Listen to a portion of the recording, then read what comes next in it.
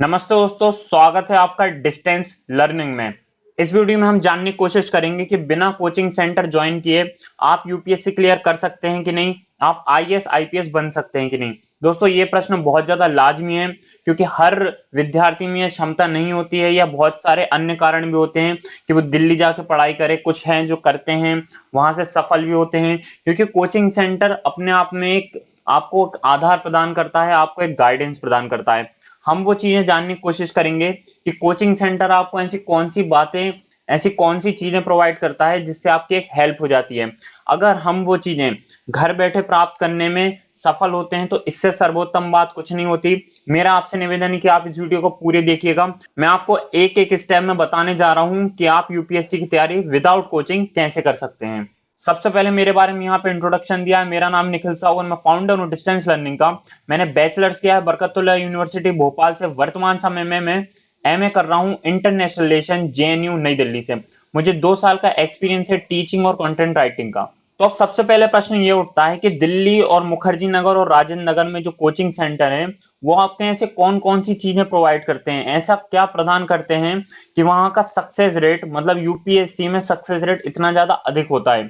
तो दोस्तों, कोई भी कोचिंग सेंटर आपको ये 4 चीजें प्रदान करता है, इसके अलावा कुछ भी अलग से बात नहीं करता है। पहला है गाइडेंस, दूसरा है स्टडी मटेरियल, तीसरा है एटमॉस्फेयर और चौथा है आंसर इवेल्युएशन। हम एक एक करके इन चारों पर डिस्कशन चालू करते हैं। सबसे पहला है गाइडेंस। तो दोस्तों, जब आप यूपीएससी की तैयारी चालू करते होंगे तो आपके दिमाग में आता होगा कि कौन सी बुक पढ़ना चाहिए, कौन सा न्यूज़पेपर पढ़ना चाहिए, किस प्रकार हम नोट्स बनाएं, अगर नोट्स बनाना है तो किस सब्जेक्ट पे, किस टॉपिक पे ज्यादा ध्यान देना है। तो ये सब जो चीजें हैं ये कोचिंग सेंटर आपको बताता है क्योंकि वहां पे एक टीचर होता है, हर सब्जेक्ट का स्पेशलाइजेशन करने वाला टीचर होता है। वो आपको अपने सब्जेक्ट में सर्वोत्तम आपको गाइडेंस दे सकता है। वो आपको बताता है कि इस सब्जेक्ट में ये वाला टॉपिक बहुत ज्यादा इंपॉर्टेंट है, ये वाले टॉपिक से क्वेश्चन आने की संभावना है। तो ये सब चीजों के प्रकार से वो आपकी मदद करता है। वैसे ही दोस्तों, हमारी जो टीम है उसमें भी कुछ लोग यूपीएससी के इंटरव्यू दिए हैं, कुछ लोग मुखर्जी नगर में पढ़ाते हैं, तो वो यहाँ पे वीडियोस लेके आएंगे। आप उनसे डायरेक्ट कांटेक्ट भी कर सकते हैं। मैं व्हाट्सएप नंबर आपको डिस्क्रिप्शन बॉक्स और कमेंट बॉक्स में दे दूंगा, व्हाट्सएप ग्रुप का लिंक भी दे दूंगा, टेलीग्राम ग्रुप का भी लिंक दे दूंगा।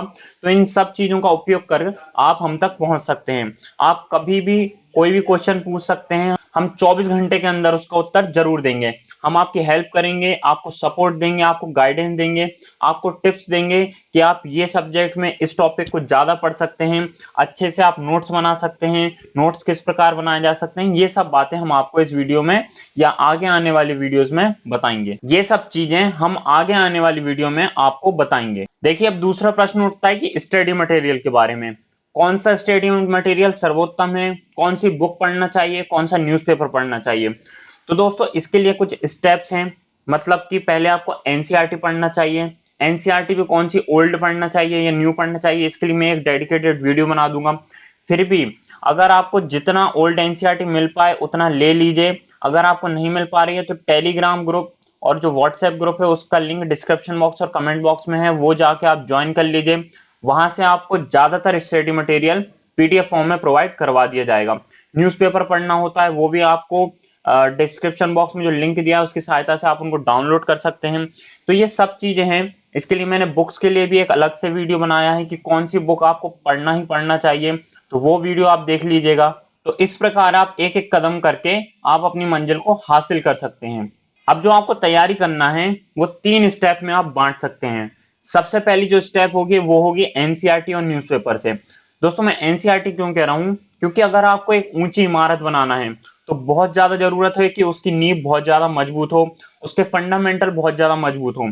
उसी प्रकार जब आप आईएएस जैसे एग्जाम की तैयारी कर रहे हैं तो ये बहुत ज्यादा आवश्यक हो जाता है कि आपके बेसिक्स बहुत ज्यादा क्लियर हो। आपको एक एक सब्जेक्ट की, एक एक टॉपिक की बहुत ज्यादा अच्छे से समझ हो। आपको पता हो कि उसका इतिहास क्या है, उसका आर्थिक पक्ष क्या है, उसके राजनीतिक पक्ष क्या है। ये सब चीज आपको पता होना बहुत ज्यादा जरूरी है। तो इसलिए मेरा आपसे निवेदन है कि आप एनसीईआरटी से शुरू कीजिए। एनसीईआरटी मैंने बताया है कि आप जो हमारा टेलीग्राम चैनल है वहां से डाउनलोड कर सकते हैं। न्यूज़पेपर भी कौन सा पढ़ना चाहिए, तो अगर आप इंग्लिश पढ़ने में समर्थ हैं, अगर आपको समझ आता है इंग्लिश, तो आप द हिंदू के अलावा कुछ भी ना पढ़ें। लेकिन अगर आपको कोई असमर्थता है इंग्लिश पढ़ने में तो आप दैनिक जागरण पढ़ सकते हैं, वो भी आपको टेलीग्राम चैनल से मिल जाएगा, या कहीं और से डाउनलोड करना चाहें तो वहां से भी आप डाउनलोड कर सकते हैं। अब आप सोच रहे होंगे कि मैं द हिंदू की बात क्यों कर रहा हूं, तो दोस्तों द हिंदू की एक सबसे बड़ी विशेषता यह है कि वो हमको क्रिटिकल एनालिसिस करना सिखाता है, वो हमको आलोचनात्मक टिप्पणी करना सिखाता है। आपने और न्यूज़पेपर देखे होंगे हिंदी के या इंग्लिश के, तो ऐसा लगता है कि वो जो गवर्नमेंट है उसके स्पोक पर्सन है, वो प्रवक्ता हैं, उनकी बड़ाइयां करते रहते हैं। जबकि वहीं दूसरी तरफ जो द हिंदू है वो हम उसको आलोचना करना सिखाता है कि इस नीति में ये आलोचना है, इस नीति में ये नकारात्मक पक्ष है। तो हमको ये चीजें जानना बहुत ज्यादा जरूरत है, क्योंकि हमारा आंसर अच्छा लिखने में ये हमको बहुत ज्यादा मदद करते हैं। साथ ही साथ जो द हिंदू है वो इंटरनेशनल न्यूज को बहुत ज्यादा अच्छे से कवर करता है। द हिंदू के रिपोर्टर्स पूरे विश्व में फैले हुए हैं, वो अपनी अपनी रिपोर्ट्स द हिंदू का हेडक्वार्टर जो है चेन्नई में उसमें सबमिट करते हैं और उस आधार पर इंटरनेशनल न्यूज कवर की जाती है। अब हम नेक्स्ट स्टेप, जो हमारी सेकंड स्टेप होगी, वो होती है स्टैंडर्ड बुक्स पढ़ने की। तो दोस्तों नेक्स्ट स्टेप आता है सेकंड, जिसको हम कह सकते हैं कि स्टैंडर्ड बुक्स वाला जो सीडी है हमारी। इसमें आपको पढ़ना होता है जो हमारी स्टैंडर्ड बुक्स हैं, जैसे एम लक्ष्मीकांत हो गई, स्पेक्ट्रम हो गई, एथिक्स के लिए जी सुब्बाराव हो गई, माजिद हुसैन हो गई, और बहुत सारी बुक्स। इसके लिए मैंने एक डेडिकेटेड वीडियो बनाया है, आप ये जाके जरूर देखें। आपको इससे बुक्स का पता लग जाएगा कि कौन सी बुक पढ़ना है, कौन सी बुक छोड़ना है। और तीसरी स्टेप आती है ऑल। इसमें आपको क्या क्या करना है, देखिए दोस्तों, आपको इंटरव्यू से लेके एनसीईआरटी तक की सभी के लिए तैयारी करना है। मतलब कि आपको एनसीईआरटी को फिर से रिवीजन करना है, उसके नोट्स बनाना है। सेकंड जो बात आती है कि आपको आंसर राइटिंग करना है। दोस्तों मैं आपको रोज एक क्वेश्चन दे सकता हूं, आप उसको आंसर को लिखिए, उसको आप हमारे व्हाट्सएप पे भेज दीजिए, तो हमारे जो टीचर्स हैं उसको इवेल्युएट करके आपको फीडबैक दे सकते हैं कि आपकी यहाँ पे गलती है।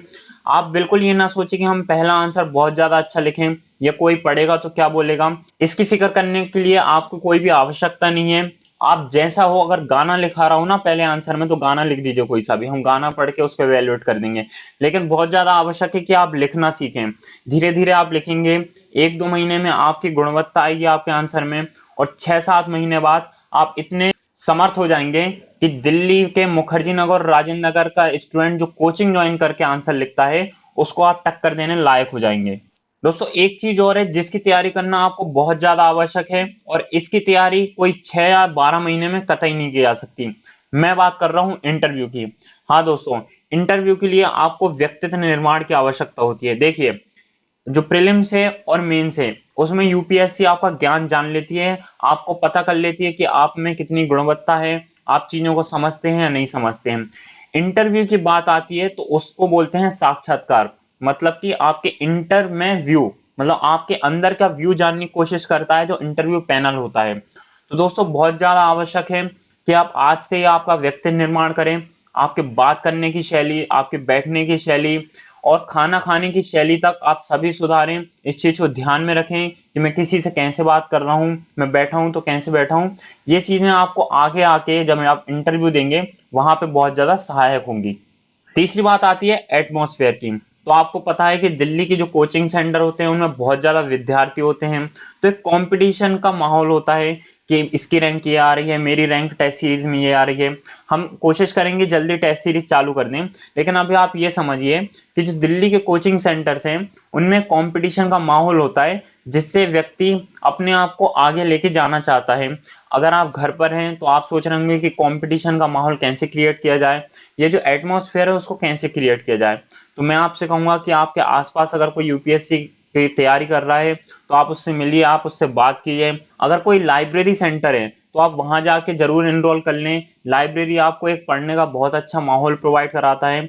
मेरी आपसे गुजारिश है कि इस चीज को आप अपने व्यक्तिगत स्तर पर देख लें।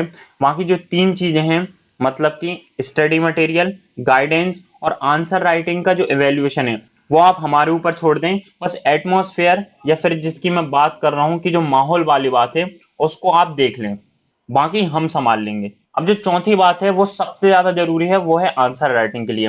दोस्तों जो दिल्ली का कोचिंग सेंटर है वहां पे एक कल्चर होता है कि आप रोज कम से कम 4 से 5 आंसर लिखिए, और वहां पे एक अलग ही टीचर होता है जो आपके आंसर ही चेक करता है। उसका काम ये होता है कि आप आंसर ही चेक करेंगे। आप जाते हैं, उसको आंसर देते हैं, दूसरे दिन आप अपनी कॉपी वापस लेते हैं, वो वहां पे मार्क देता है कि भाई आपने यहाँ पे ये गलती की है, यहाँ पे सुधार करने की क्षमता है, यहाँ पे आपने बहुत ज्यादा आंसर अच्छा लिखा है। तो ये चीजें आपको एक कॉन्फिडेंस भी देती हैं और आपको एक बताती भी हैं कि क्या गलत लिख रहा हूं मैं, क्या सही लिख रहा हूं। अब ये चीज अगर आपको चाहिए तो मैंने बताया है कि आपको टेलीग्राम चैनल पे रोज एक क्वेश्चन मिल जाएगा या व्हाट्सएप चैनल पे एक क्वेश्चन मिल जाएगा, आप उसे लिखिए और आप हमें भेज सकते हैं, जिससे जो हमारे टीचर हैं वो उसको इवेल्युएट करके आपको बता सकें कि आपने यहाँ पे बहुत ज्यादा अच्छा आंसर लिखा है और यहाँ पे सुधार करने की संभावनाएं हैं। दोस्तों विश्वास मानिए, अगर आप इन 4 चीजों को बहुत ही रणनीतिक रूप में अपनाते हैं या रचनात्मक रूप में अपनी पढ़ाई प्रारंभ करते हैं तो आपको यूपीएससी क्रैक करने से कोई भी नहीं रोक सकता। हमारी पूरी टीम आपकी मदद के लिए 24 घंटे अवेलेबल है। आप हमसे कभी भी कांटेक्ट कर सकते हैं, आप हमें मैसेज कर सकते हैं, 24 घंटे के अंदर हम आपका रिप्लाई जरूर देंगे। तो दोस्तों मैं आशा करता हूं कि आपको ये वीडियो लाभदायक लगी होगी। अगर आपको पसंद आई है तो आप सब्सक्राइब करके बेल आइकन दबा सकते हैं, नहीं पसंद आई है तो आप इसको डिसलाइक कर सकते हैं। यूपीएससी के सिलेबस और करंट अफेयर से संबंधित वीडियोस को हम इस चैनल पे अपलोड करते हैं, आप उनको देख सकते हैं, आप उनका लाभ उठा सकते हैं। दोस्तों बहुत बहुत धन्यवाद इस वीडियो को देखने के लिए एवं मुझे सुनने के लिए। नेक्स्ट वीडियो में मिलते हैं।